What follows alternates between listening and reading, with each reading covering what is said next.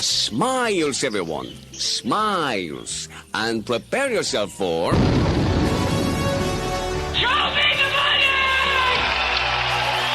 Ladies and gentlemen, ATM Mortgage proudly presents the radio broadcast experience designed to keep your wallet in top condition.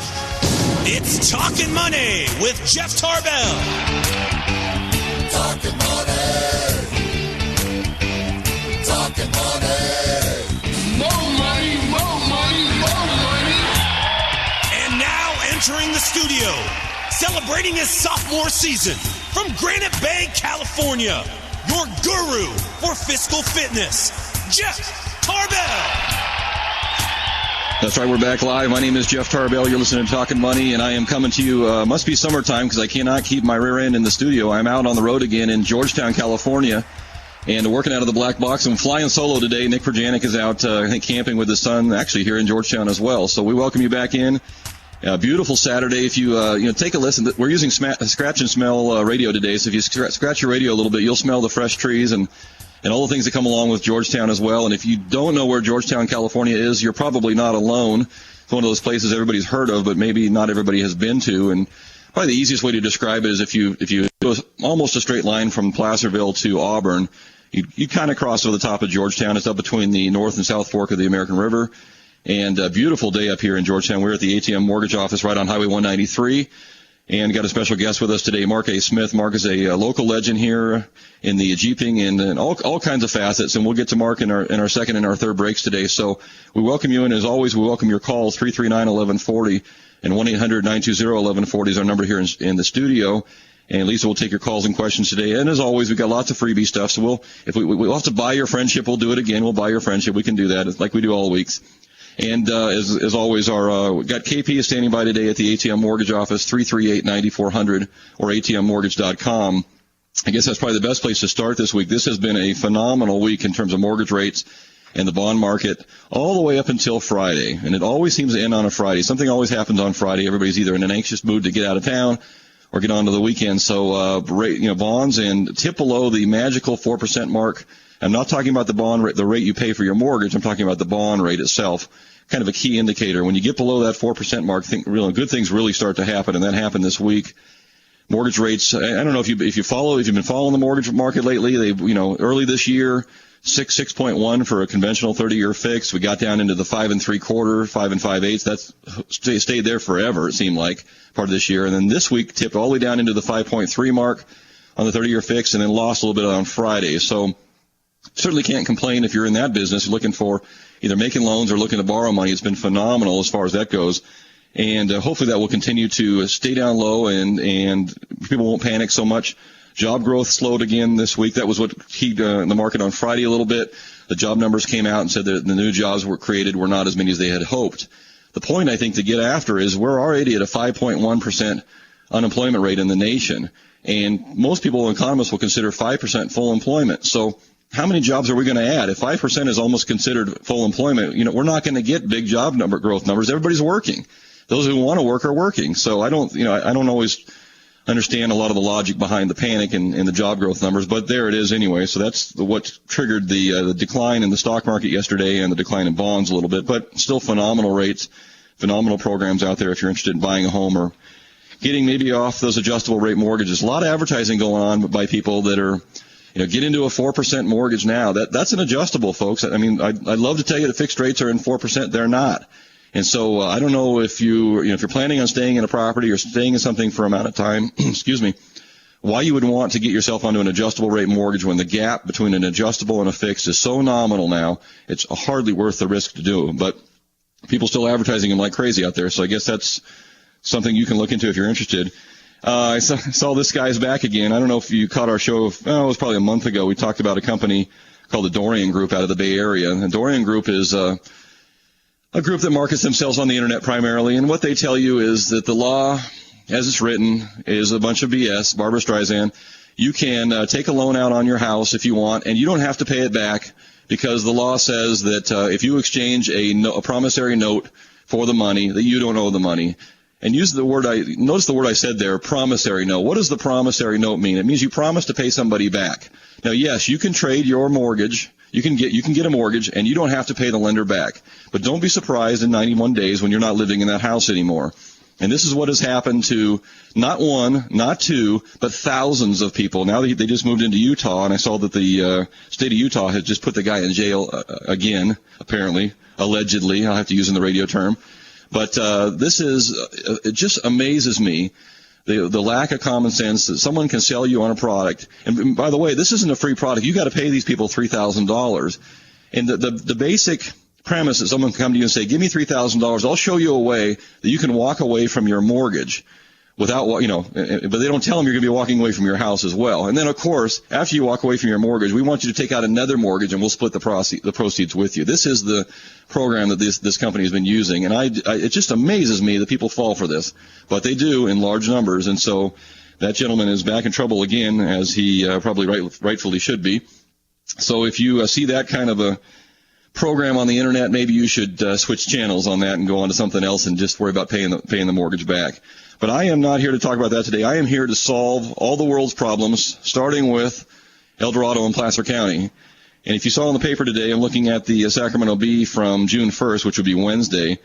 The federal government approved the use of Auburn Dam. That's a Freudian slip there. I wish we had an Auburn Dam, the Folsom Dam. There is a proposal out that will allow us to open up the Folsom Dam again and travel across the dam. The catch, of course, is there's a $6.2 million price tag to get that dam opened up. But I am here today with the cashier's check in hand, almost. I'm going to walk down to the city of Folsom with $6.2 million, and I am going to solve that problem for them. I'm going to give them the $6.2 million to open the dam up under one condition. I need a contract from the city of Folsom that says I can charge $1 for every car that crosses the dam. Now, if you think, for those of you who have to live that route every single day, there's 18,000 vehicles that cross the dam a day, either the same car twice or 18,000 vehicles on average. So I did the math, go figure, and I figured out that I would make a tidy little profit. I only have a 3-year window now because they're going to build a new bridge below the dam. So I only have 3 years for my get rich quick scheme to go into effect. So I'm going to give the city of Folsom $6.2 million, and we're going to open the dam up. But I need to charge each of you $1 each time you cross the dam. And guess how much money I will make after 3 years, approximately. Well, after I take my $6.2 million, and I got to give that back to somebody because I don't have that kind of money, I will still make a $13.5 million profit in 36 months, or $4.5 million a year, slightly ahead of where my current pace of income is growing, I think. So I'm going to get out of the mortgage business and get in the dam business, or the dam crossing business, and I could probably even have some kind of a revenue sharing program. I'm a giving person. Lyle's laughing at me, but I'm a giving person. I'm willing to share. So I am. I told my wife we're going to have to buy a new house. We've got $4.5 million a year coming in for the next 3 years. I might even just retire at that point. So if you are listening down in Folsom or Granite Bay and you are willing to go with my plan, my number 338-9400. Give me a call. I will bring you a cashier's check. I just need to have that contract signed, and I will be off and driving a much cleaner vehicle than I drove this morning here. Let's do this, Anthony, down there. Let's go into a quick break. We are up in Georgetown live today, and as always, we're giving lots of giveaways. We do that every week. Let's start out today. I've got a 4-pack of River Cats tickets. If you want to give Lisa a call, I'll take the first 2 callers. I'll give you each a 4-pack, 339-1140. Ask for Lisa, and we can take all your calls and questions today. Go ahead and throw them out there if you'd like. We are in Georgetown. Mark A. Smith. Mark is famous up here for his work with the Jeepers Jamboree. He founded the Jeepers Jamboree. If you've ever heard the word Rubicon or Jeeping or Chrysler or any of those terms, we're going to talk about that a little bit and get some of Mark's background in El Dorado County. We're talking money. My name is Jeff Tarbell, live from Georgetown, California, and we'll be right back. Crank up that radio. More Talkin' Money with Jeff Tarbell coming up here on Sports 1140 KHTK.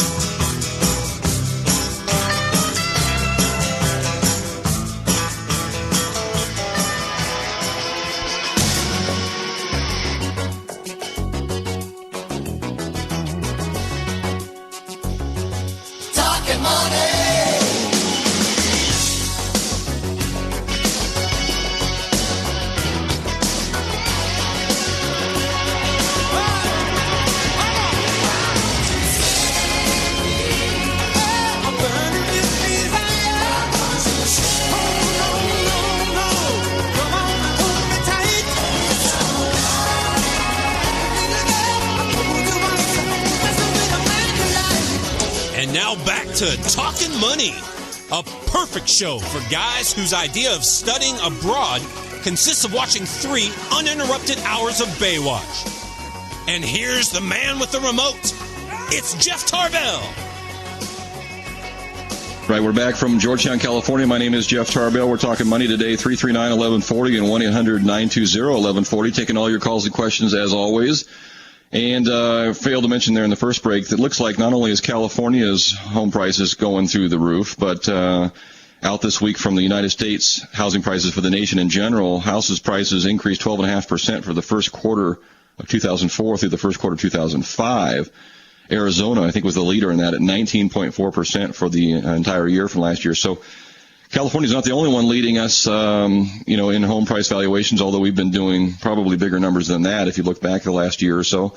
But the nation in general has been doing fairly well, and that's good news for everybody. We are in Georgetown, California today. If you're not familiar with Georgetown, we are just, how do you describe it? Well, if you could we could build a bridge. You heard my dam proposal. If we could build another bridge kind of outside of Loomis and right across Folsom Lake, we could probably be here in about 15 minutes. But you have to get here either coming through Placerville or through Auburn, and we're basically right in between the two of them up on the divide they call between the North and South Fork of the American River. Beautiful elevation. Mark, what is the elevation up here? Around 2,800 elevation. So you get a little bit of snow here once in a while, and as the town itself is about 2,800, and then it quickly increases as you leave town here. So El Dorado County, beautiful area, just a phenomenal day up here today, and so I invite you to get in your car and come on up here and take a look around and buy something, because the community up here is almost wholly supported through real estate and a little bit of timber business still as well. And our guest in studio with me today is Mark A. Smith. Mark is a local legend here and been around town for a long time. I'm looking through your bio, Mark. You moved into Georgetown. I saw some pictures of it. What year did you move into town here? We got married in 1951 and moved up here. Okay. And looking at the photos that were in, and I've got a very interesting book, and maybe we'll give away a couple of these autographed at the end of the show today. It's called Mark A. Smith's Journal, Driven by a Dream. And looking at some of the photos from early Georgetown, I mean, people who come up here now from the city think that they have come back in time now. In 1951, this place had to be the definition of being in the sticks. Well, when we moved here, the entire population of El Dorado County was about 16,000. And, of course, today the population, I believe, is around 160,000. So there's been a big change. What brings somebody up to this town, and back in 1950 there really was just nothing here? What brings you up to El Dorado County? Well, actually, when we moved up here, it was basically a logging and a sawmill community. I think there were something like 15 different sawmills. Some were very small, but that was primarily the economy of the area at the time. Is that what brought you here? Did you get a job in the sawmill business, or do you? Yes, I went to work in the woods as a logger. My wife had a sister up here. We came up to visit. They were getting ready to log, and one of the loggers, they were sure to help, asked me to go to work in the woods, which was a totally new experience. I'd been working in the Bay Area as a credit and collections, and to put everything away and go to work in the woods was quite an experience, believe me. Yeah, this community, and as well as you go across the river, Forest Hill, and a lot of these foothill communities and mountain communities lived off of logging. And contrary to everybody's the environmentalist popular belief, the trees do grow back, and you can log them again and again. So the wonder how that works, isn't it amazing? But so you get up into El Dorado County and get into the logging business. I think ultimately you started your own logging company, or at least a trucking company, didn't you? I wound up as a lumber broker and did have a fleet of trucks. We supplied the Atomic Energy Commission at Mercury, Nevada with most of the timbers that they were using underground. Then actually in 1953, we bought our first Jeep and had gone across the Rubicon Trail and decided to start doing a jamboree, something to help the economy of the county at the time, because in the winters everything was shut down and most of the people were charging their groceries at the grocery store and then spend the next summer working to pay it off. Yeah, that's not a fun way to live. So your concept was so the jamboree was in the winter. It was basically to bring outsiders into the area, bring money into the economy. Right, but the jamboree was in June and July. It's the only time you can get across the Rubicon Trail. Right, because for those of you who aren't familiar with the Rubicon, other than in actual having been there, it is from Georgetown, I guess, east. It would be how many miles is it? Approximately 40 miles. It takes about an hour to get to the head of the trail. Okay. And then, of course, Rubicon Springs is about 10 miles as the crow flies directly west of Lake Tahoe. And that was the overnight campground, and then you go out to Lake Tahoe the next day. Right. So basically this trail, which crisscrosses the very highest point, for those of you who have never been up there, and I've been up there a few times, the first time I got there, it looked like I had arrived on the moon on some of these sections, because you're just on these giant granite slabs, very few trees in some of those spots, and you're just out there in desolation. And it is this trail that crisscrosses from, in a roundabout way from Highway 50, or the starts kind of on this side and crosses over and comes back in the backside of Lake Tahoe. And typically, how long does that trail take somebody who's skilled and... Well, actually, a good skilled driver could probably do the entire trail in one day. We generally know it's a 2-day trip. They go in, camp overnight at Rubicon Springs, and then go out the next day. And it's probably the most famous Jeep trail in the world. In fact, Daimler Chrysler Jeep bring people from all over the world during the summer, and we take them across on a 2-day trip. Before I get into your work with Chrysler and with the Jeep, I want to get a little bit more background up here on you. Because I mentioned you off the air there, I picked up this book was dropped off to me from your daughter Patty the other day, and so I started flipping through it for a few minutes, and I looked up and realized it was 2.5 hours later that I had gotten through basically your entire life up to this point, or up to the point this book was published, on all the things you've done in the county. And I realized that I have done basically nothing in my life. In fact, if we were going to do a book on my life, it would be a trifold color brochure, a small one, and I'd have to use my daughter's first grade printing with the real big letters so we could fill up the whole thing. So I realized that there's a lot of people out there who've done a lot of amazing things in their lives, and I am not one of them. But I really enjoyed the book. And for those of you just tuning in, we're talking with Mark A. Smith. You're listening to Talkin' Money. And we can take your calls and questions today, 339-1140 and 1-800-920-1140. And if you give us a call now, Lisa will take some callers for the Tobacco Road cigar sampler. Tobacco Road is at Town and Country Village, Fulton and Marconi in Sacramento. And we have a couple cigar samplers we can give out. So you can give Lisa a call, 339-1140, and she'll take your calls there. So before we get too much into the Jeeping, which is really your passion and your hobby, or it's become a business, but I wanted to get a little bit more. You've done a lot of things in this county. It looked through the book that you had not only a passion for Jeeps, but also looks like you did quite a bit of flying and did some work with the local airports, and even helped put on or stage a movie here locally. Maybe you can give me some background on that. Well, actually, of course, I was a deputy sheriff. I've been in the lumber business. I managed all of the airports in El Dorado County, including the one at South Lake Tahoe. Approximately 38 years ago, Universal Studios came to us and wanted to complete doing a section of a movie, which they did here at the Georgetown Airport. My wife, Irene, was the casting director, hiring as many as 40 of the locals for extras. It was a kind of a war movie, wasn't it? Right. It was about World War II in Poland, where Polish guerrillas had stolen a secret German torpedo and were rushing it to the airport to be flown to the Allies. And, of course, we had a B-25 came in and landed on the runway. And they had quite a battle scene out there. Vehicles being blown up. Very, very interesting. The total time that was filming there was probably 2-3 weeks, and getting set up for it was almost 3 months. It was really a nice experience. Yeah, and I noticed there was a common theme in a lot of this book, that no matter what you did or who you worked for, they always wanted to seem to keep you working or take you on somewhere else. And even the movie company, in one of the chapters, had said they wanted to kind of fly you around to different parts of the country and help you get set up and get things set up for them on future films, but you seem to never want to be drug away from Georgetown. That's right. Pierre Vallon, who was their location manager at Universal, did have me go look at 2 different locations with them, and definitely wanted to know if I would be interested in working for Universal. But it's true. It's just such a beautiful area here. It's a small, remote community. It's never going to be too big.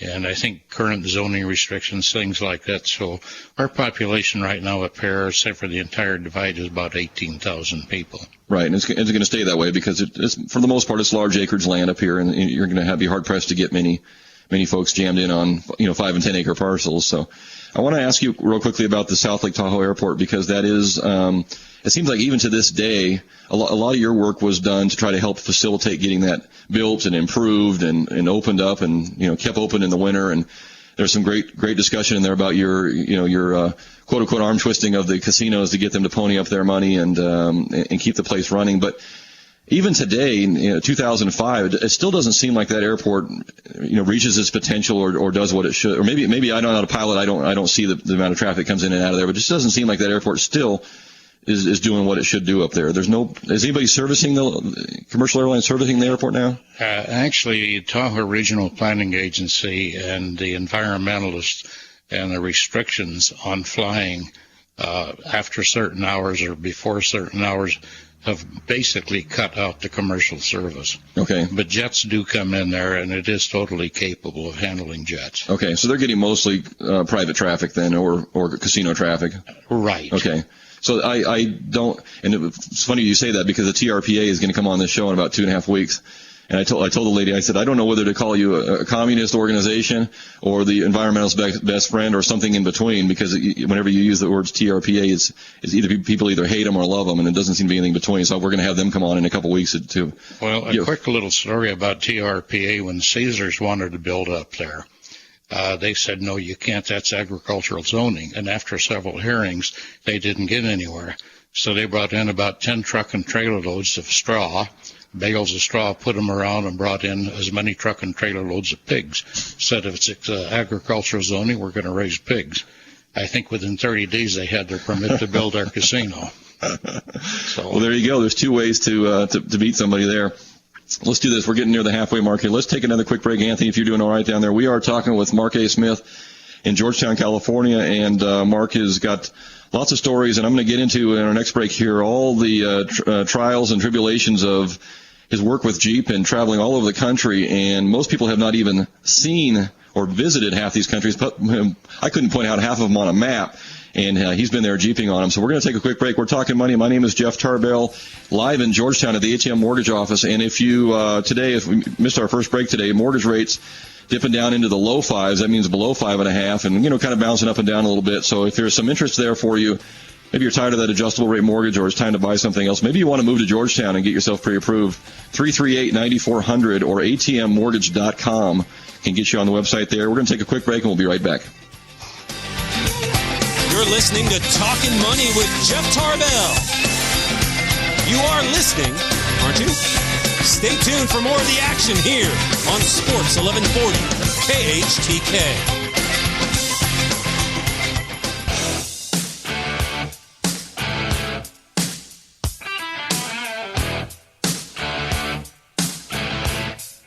Talkin' money.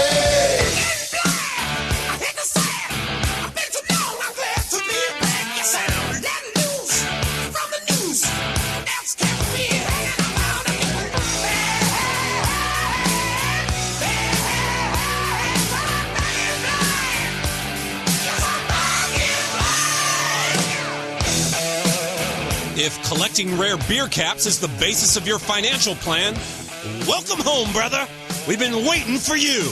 Now back to Talkin' Money and Jeff Tarbell.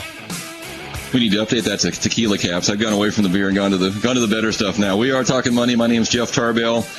Working off the black box again, live in Georgetown. It's got to be summer because I just cannot sit still. I can't stay in the studio. I got to get out and hit the roads and have a good time and learn a little bit about the different communities around our area and just really, the best part about this radio show for me and really the business that I'm in is the opportunity to get out and meet individuals that are truly individuals. They're just people that do different things, and the most fun I have is watching people who turn what is really a hobby into a lifetime, either a career or just a lifetime of fun and doing what they enjoy. And in fact, the most successful people that I know do what they enjoy and happen to make money at it, and sometimes a lot of money. They don't go after trying to make a lot of money, and hopefully they enjoy it in the process. It never seems to work that way. So we are up in Georgetown with Mark A. Smith. Mark is a pioneer up here, moved into the area in 1951, and has been active up here ever since. Was in the lumber business, managed some airports up here, including the South Lake Tahoe Airport. Also did some project management on the Auburn Lake Trails project. I saw back in 1973. And Auburn Lake Trails is a huge subdivision, kind of a horse-related subdivision up in the town of Cool, and on your way up to Georgetown. And got into the real estate broker business in 1973.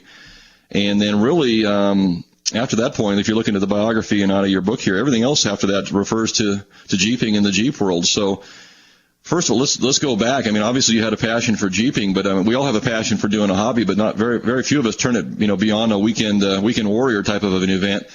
How on earth do you become one of the world-renowned Jeeping experts? In fact, there's so much stuff to even go into. I don't know how to even start. But let's just start with, how do you get into Jeeping? How did you get into the Jeep Corporation itself? Well, actually, of course, after starting the Jamboree and running that, and after the first 40 years, I resigned from that.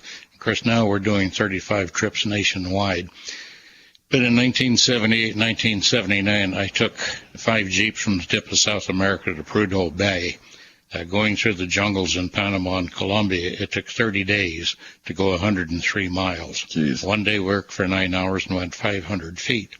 It was a year or two after that, Jeep Corporation asked me to help put on an event out of Reno and Virginia City, introducing the new Jeep Cherokee that came out at that time. And right after that, Joe Cappy, who was then vice president of Jeep, asked me to come on board as a full-time consultant for them. And since that, it's been 23 years. They have sent me all over the world doing projects for them. Yeah, I just made a list here: Australia, Chile, Austria, Russia, Japan, New Zealand, Thailand, China, South America, all over the United States. That's just to name a few of the places you've been with the Jeep product and on behalf of Jeep. But you kind of glossed over your trip over in South America there real fast, but it's a major part of your book, and it really was a major goal in your life, because it says here in your book in 1977 you got ill or had something that kind of maybe made you think you better get on with this project. But that wasn't just a 100-mile trip. That was an enormous planning effort, and looking at the photos, and it's just amazing. I mean, it's just the truest sense of the word jungle I've ever seen. And you've got pictures of these Jeeps that are being floated down the river or crossing these rivers on either tied together thin canoes, or looks like big wide bamboo balsa wood rafts. Rafts just tied together with vines. And here you got this Jeep floating across, and you're in the middle of nowhere. So this was a major event, and I think did they even film the event with you? Yes, they did. Jeep Corporation had to gamble whether we'd be successful or not on filming it, because if we were successful, they wanted to take advantage of it, and which we were. The Darien has only been crossed twice in history with vehicles. Once was a major British Army expedition, took 250 men, 100 days, just to go through the jungle portion, with 2 Range Rovers, been actually sponsored by the British government. Jeez. Our particular trip we paid for ourselves. Everybody contributed. I will say the Jeep Corporation did furnish the vehicles for us. But it was a challenge. It was just like mountain climbers. Mount Everest is the ultimate in a mountain climber, and the Darien Gap for four-wheeling. It's impossible to do today because the Darien is full of revolutionaries, smugglers, everything else, and I doubt that the road will ever be completed. They refer to it as the Darien Gap, which is the gap in the Pan American Highway. Yeah, and a lot of your preparation for that trip, I noticed in the book that not only was it just the physicalness of getting through there, but you had poisonous snakes, more than we could even mention here today, and still had some of the kind of the drug smuggling and a lot of the other a lot of things that were besides just the adventure and the danger of taking your vehicle from point A to point B. You had all these other things going on around you, so it really was kind of a revolutionary trip, and probably was the catalyst for your work with Jeep. I guess I figured if you could do that, you could do just about anything with their product. Well, it was not only that we developed these ladders that we used for bridging and crossing. I saw that. And we originally figured it might take us 90 days to cross the Darien. It took the British 100 days. And with all their help, we had 25 Indians cutting trail for us. But being experienced four-wheelers and good equipment and knowing what we were doing, we surprised ourselves and came through in 30 days. Now, Special Forces, U.S. Army, having seen the video of this and using these bridging ladders, contacted us in 1992. And we have worked with Special Forces, including Delta Force, since that time, and especially training over the Rubicon Trail, and these have been some of the greatest guys in the world to work with. Yeah, I know. I saw that, and I'm glad you brought that up, because to me, out of all the things that I recall from reading here and all the information I have, that probably is maybe one of your proudest achievements for you and your son was your work with the Special Forces, and I'm assuming that a lot of that was pre-Iraq and even the pre-Gulf War when they were doing some training for that, I'm sure. But if you can't say without having me killed, that's okay. No, really, working with them, I was sworn to secrecy on what we were doing and why, other than the fact that I was working with Special Forces. Yeah. Well, I'm sure they appreciate your work, and it went beyond that, because a lot of the work that you did and a lot of the testing and things, even Jeep had you come back out to Michigan and spent hundreds of thousands of dollars building almost a mini duplicate of the Rubicon back in Michigan. Well, we not only built one there, we built one just 2 years ago for the Marine Corps and the Army at Quantico, Virginia, which is a very severe off-road testing track. And then just recently built one for Cooper Tire Company south of San Antonio for testing tires. This also was a major facility.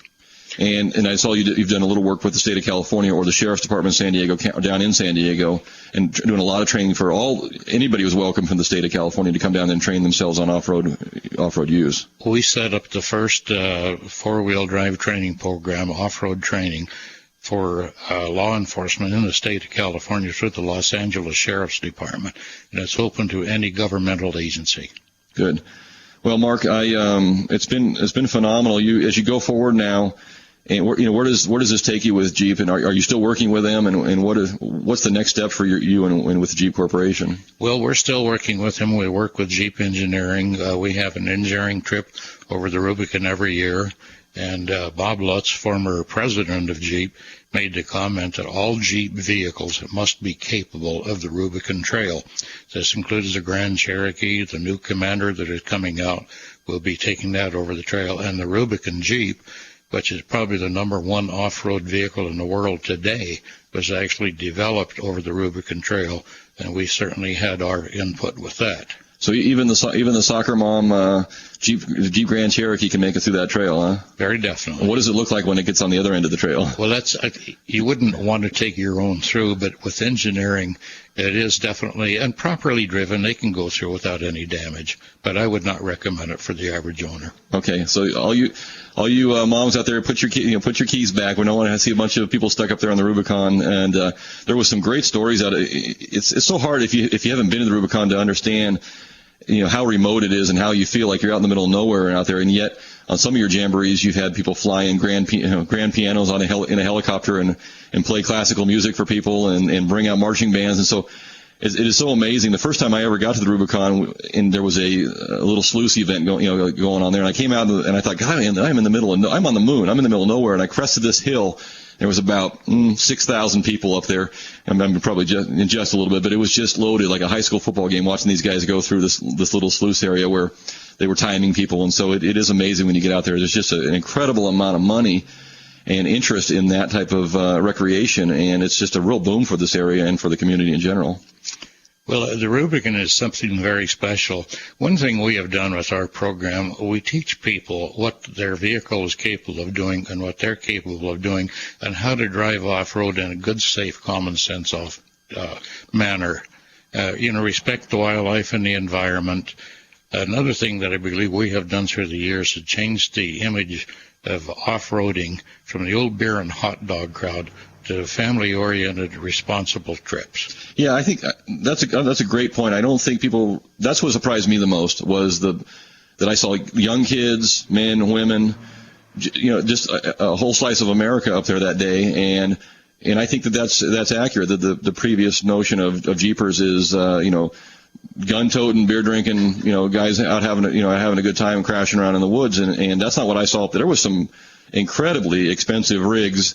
Rigs designed for nothing other than crossing the Rubicon. They put them on a trailer the minute they come off the rock, and they go back down home, and that's all they do is use those vehicles for crossing the trail up there. So the Jeepers Jamboree, is your group still teaching people? And if so, how does someone get a hold? If someone wants to get into Jeeping or improve their skills, what's the best way to do that? Well, Jeepers Jamboree was the original organization. They're still in business here in Georgetown.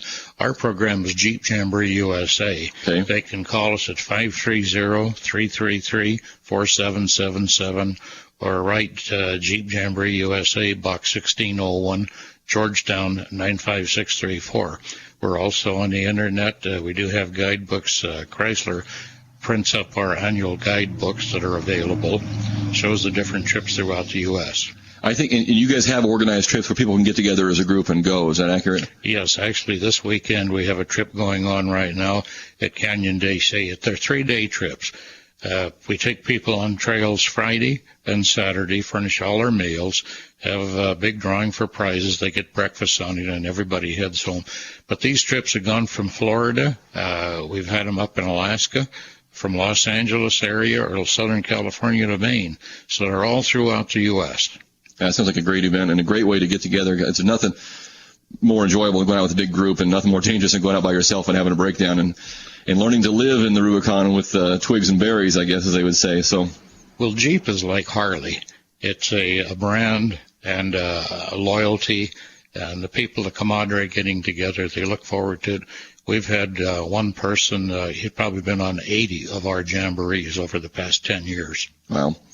Well, we're going to do one more segment, a little real estate here, local, past and present. If you want to hang around with us for a little bit, that'd be great. And Paula Creeks from the Patty Smith Real Estate Group is going to join us in the next event as well. We're going to do bring back our real estate roundup. Haven't done that in a while. We're talking money. 339-1140, 1-800-920-1140. My name's Jeff Tarbell. I'm live in Georgetown, California. And let's do this. If you want to give us a call at the studio right now, 339-1140. Lisa Clark will take the first two callers and give them some Round Table Pizza at 339-1140 or 800-282. I forget the number. You know the number. 339-1140 is the number, the local number. Usually it's written on a board and I can repeat it.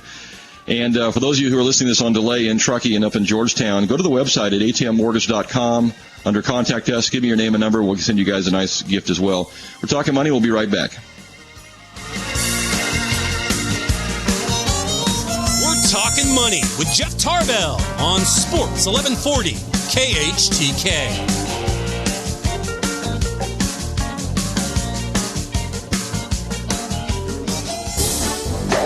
It's the Real Estate Roundup with Jeff Tarbell.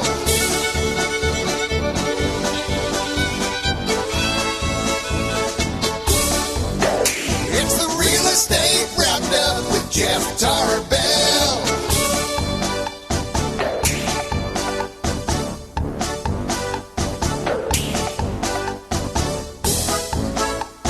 My name is Jeff Tarbell, and I haven't heard that jingle in a while. I was waiting for it to tell me to do something, so it's been a while since we pulled that out of the closet a little bit. We are in Georgetown, California, and you are listening to Talkin' Money, and appreciate you joining us very, very much today. If you missed our first segments, Mark A. Smith. Mark is a local Georgetown legend and pioneer up here in the Jeeping world and the Rubicon, and not just the Rubicon anymore, all over the country. But Mark, as part of your career up here, you were also a real estate broker. In fact, I am in the former Mark A. Smith Real Estate, one of the offices here. We sublease from your family, and Patty Smith, who's one of your daughters, has taken over this business and done very well. And you guys have always done well. Your wife Irene did well up here, and so let's go back a little bit. You moved up here in the early 50s and bought a house. What did you pay for your digs up here then? The first house we bought was $6,000. How big was that house? It was a 3-bedroom, 2-bath house. And how many acres was it on? Actually situated on about an acre. About an acre. Okay, so $6,000. And that house recently resold. Hold on a second. Let me turn on your microphone so you can talk. I'm just looking at you. You can't say anything. Paula Creeks has joined us. Can you hear me? Can I hear you? Hello. We can't hear her yet. Okay, hold on a second here. We might switch microphones there in just a second. I don't know what's going on with our system here today. I do. Paula, try that, Paula. Hello. Okay, no, we'll have to go to, we'll switch mics. We'll share that microphone over there. I'm sorry about that. I don't know why that one's not working. But let's, what is the changes that you've seen, Mark, here locally with real estate in terms of coming from the 50s? You mentioned that this area does have kind of a natural cap on it's not going to become an LA or a Sacramento. We don't have the room for it, and the zoning doesn't allow for that. But what have you seen, positive, negative, in this community up here lately? Well, I've seen steady growth, and of course, people come up here trying to get away from the cities.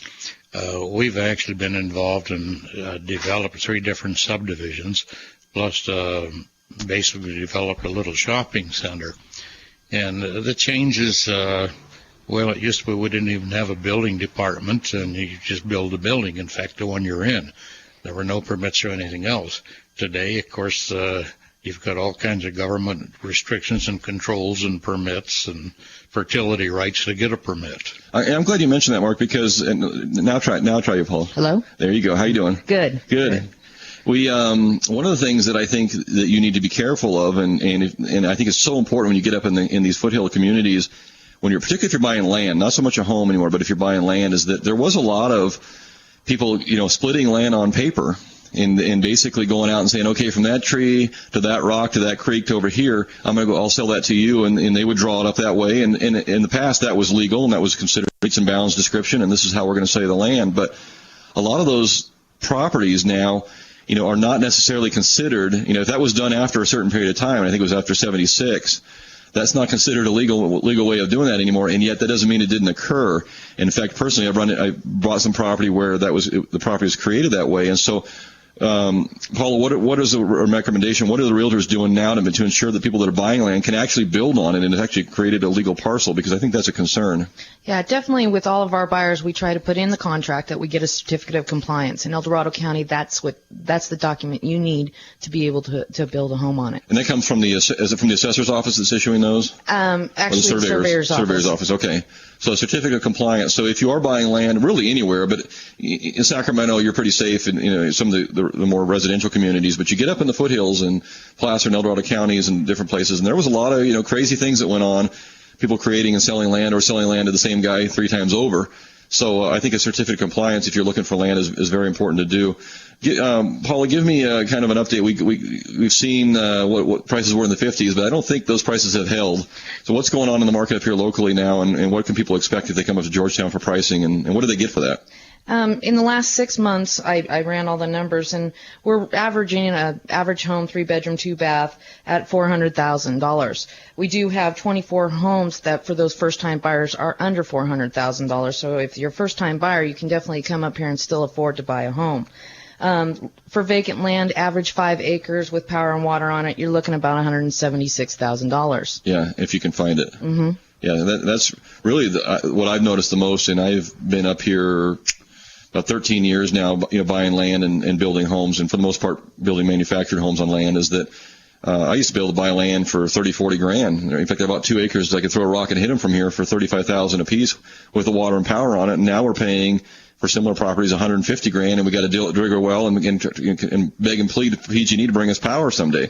So that the land grab has been the hardest thing to overcome for people, is that we're getting pushed out farther and farther. Volcanoville, which is up east of here, 15 minutes or so, but really almost like another lifestyle away from, people would consider Volcanoville out in the, way out in the sticks. It snows out there. The snow sticks around, and it's, it's out of town. And now, the pricing, you have to go out to Volcanoville to find something that's under 100,000 if you can find it. So that's done a lot. When you're looking at these houses, some of these houses that are under 400 grand for the first time buyer. It's funny to say that first time buyer is now almost 400 grand, but what are they getting for that? What is the typical size, and how much acreage comes with that? You're averaging anywhere from 1 to 5 acre parcels with a 3-bedroom, 2-bath home on it. Generally, you're going to, if you want to stay in that 369 range, you're going to get a manufactured home, most of them brand new on, a couple acres in a nice area. Warranted for up to 10 years. Brought to you by. So, because I'll tell you why we got into the manufactured home business up here, is that most of the product that you could find that was quote unquote affordable. At the time when I started, it was $150,000. Now it's $350,000. But the house that you could find comparable to that was an existing house up here, was darn near falling down. Mm-hmm. So you were getting and that's what our sales approach was. People were reluctant to buy manufactured housing, and those products have gotten a lot better. But your option was, okay, you have a 35-year-old home with some dry rot and pest work, or a brand new house manufacturing warranty for the next 10 years. You choose. They'll both stay together. If you're do maintenance stuff, they'll stay together just fine. So I hear the music in the background. That means we have 2 minutes. That's not your ears ringing there. We go ahead, Anthony. How much time we got? Okay, we got a minute left. So Patty Smith Real Estate. How do they get a hold of you up here? You can call us anytime, Monday through Saturday, 530-333-4336. Okay. And there is a website, but it's kind of My Georgetown Divide is one site, right? MyGeorgetownDivide.com. We're on Realtor.com. We're on SACB.com. Any of the real estate websites you can get on it and find us. Yeah, or just drive up here. I mean, it's just so gorgeous up here, and I don't. If you get a real feel for what you like and what the area's like, come on up here and you'll see Harley Davidsons up here and Jeeps up here and even mom and pops up here running around. So, Mark Smith, thank you very much. I appreciate your time and energy this morning. I love the book, and if you would, I'll have you autograph mine. Talkin' Money is brought to you by ATM Mortgage and produced by Electric Mike Productions. And until next Saturday, I think the Blue Ribbon Coalition is joining us next Saturday. My name is Jeff Tarbell. Adios. Money.